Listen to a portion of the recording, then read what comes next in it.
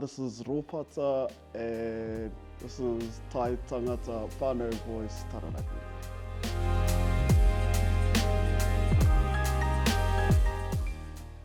Yeah, just ramble on about it. So I work with young kids around 16 to 17 who aren't really doing well in school or getting in trouble with the law.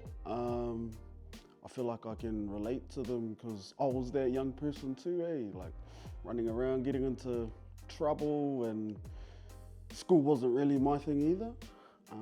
So it's good to kind of be there for kids like me, because I didn't really have that when I was that age.